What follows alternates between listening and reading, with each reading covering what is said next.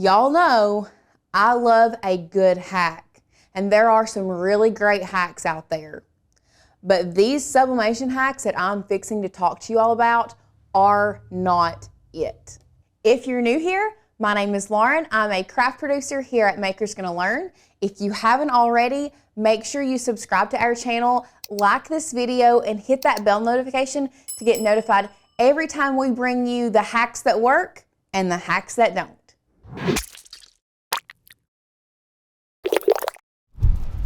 The first thing that I want to talk to you all about is sublimation stickers.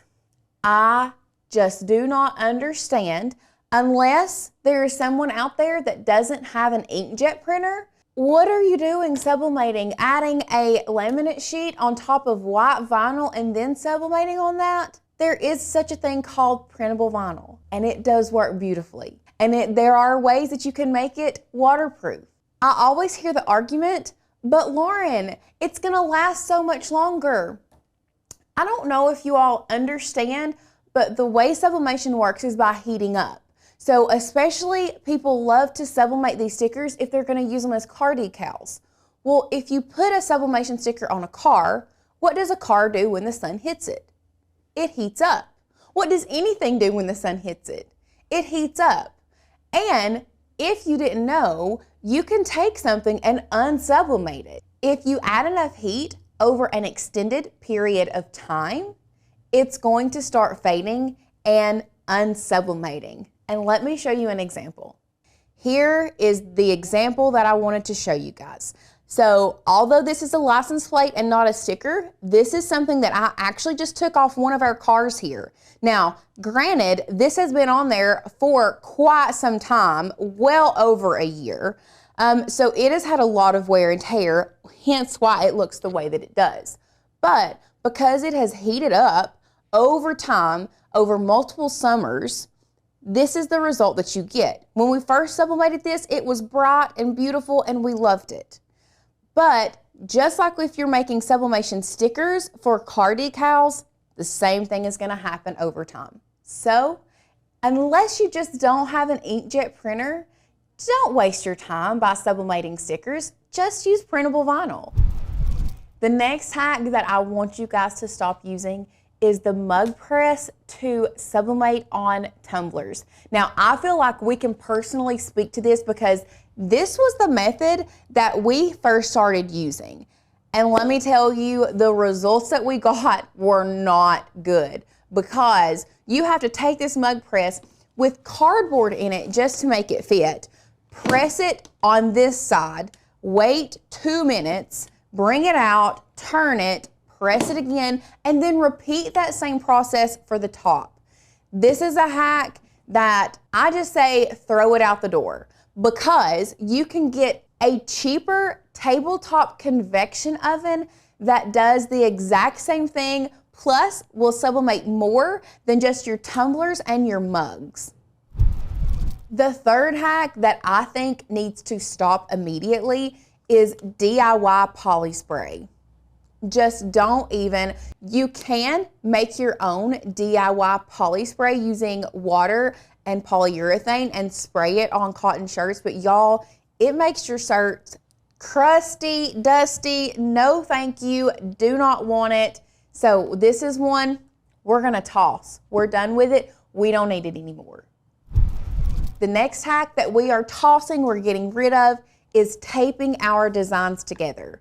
Now, once again, this is one that we have done in the past. It is one that you probably can search our channel and find us taping designs together. I'm not saying it doesn't work. I'm saying that it is going to be a waste of your time in the long run. Most of what you will be sublimating can sometimes be pieced together and will fit on an 8.5 by 14 piece of paper. Now, the one thing that will not work is if you are trying to piece together photos. And a lot of times we're not gonna need to print a photo that's gonna be larger than that 8.5 by 14. However, if you do need one printed larger, let's say on a 13 by 19 piece of paper, there are a lot of sellers on Etsy that if you contact their shop, you can send in a photo, they can print it for you for a very cheap cost and have it sent to you. I definitely would suggest doing that rather than trying the hack of taping pictures together to sublimate. The next hack that we are tossing is using an air fryer for sublimation. Once again, y'all, it can be done, but do you see how small of an area you have to work with if you are using an air fryer? I mean, for this specific model, pretty much all I can put in there is a mug. There's no way that a tumbler is gonna fit, nothing else. Really and truly, why not just buy a tabletop convection oven where you can sublimate your tall tumblers, you can sublimate your mugs, and you get so much better results using the tabletop convection oven than the air fryer. This for us just was not consistent. Is it doable? Absolutely. Is it consistent? Not at all. One other thing that we want to make sure you all know and understand is that when we're talking about air fryers, convection ovens, whatever, we are not talking about using your household everyday air fryer or convection oven for sublimation. With sublimation, it puts off a gas, and that is not something that you want to mix your sublimation or that gas in with your food because it can be toxic. So if you are sublimating, remember, if you use a tabletop convection oven, it needs to be for crafting purposes only and nothing else. The next hack that I personally just don't understand is using citrus strip to strip your sublimation tumblers. Now, what I have seen is if there is a design that you have messed up, I have seen people use the citrus strip to completely strip their tumblers. But what it does is it takes that white coating off. You can definitely see on this one. So the white is how this cup came. So if you use the citrus strip to strip this off, it's going to take that coating off, which is what you sublimate on. You are then left with a plain stainless steel tumbler. Now, if that is the end result that you're wanting to then maybe be able to add vinyl or glitter and then put resin over top of it, fine. But stripping a sublimation tumbler and then trying to add a new coat of the sublimation coating, it's such a waste of time.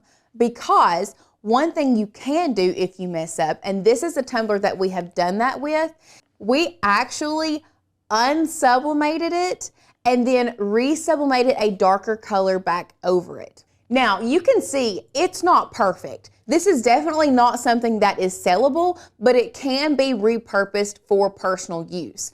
As you can see here on the bottom, it did get pretty brown. That's just because it takes a lot of heat and a lot of time to unsublimate. So if you want to work with those and maybe make your own little design with a messed up tumbler, fine. But once again, it's not a resellable craft, but it is a good way to repurpose tumblers that have been messed up. The next hack that I want to toss out the door is using your Cricut to cut out your sublimation design.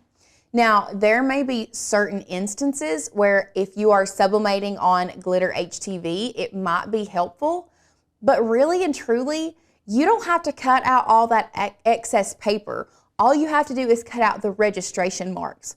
Now, there are some people here on YouTube and within the crafting community that say they think that we shouldn't even use Cricut Design Space at all for sublimating, and I tend to disagree, especially for us crafters who may be very comfortable working within Design Space.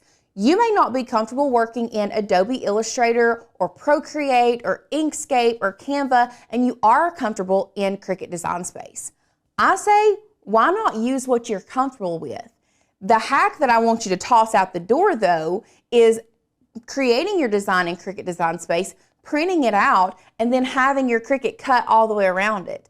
All you have to do is cut those registration marks off, and that's it. Now, the next hack that I want to toss out the door is one that is kind of new to the crafting world, but it's one that I can't wrap my brain around, and it might be one of those things that it's don't knock it till you try it kind of thing, because I'll just be honest, we love being transparent here.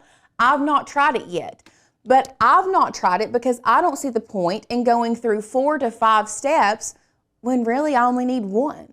And that hack that I think we should toss is using the DTF method with our sublimation printer and using DTF transfer sublimation onto white vinyl and then adding it to a t-shirt. We have that same results using printable vinyl. If you're really needing a design on a black t-shirt, why not just grab yourself some of the Caesar DTV or printable vinyl for dark t-shirts? It's going to look the same. The only difference is you use an inkjet printer over a sublimation printer. So I guess if you don't have an inkjet printer, the DTF transfer onto white heat transfer vinyl will work, but I still think that printable vinyl is just going to give you the exact same results. So let me know what you think. Comment down below if you agree or maybe you disagree with what I said, or if you have some hacks that you think we need to toss out the door as well. If y'all want to learn some hacks that we here at Makers Gonna Learn do love, check out this video.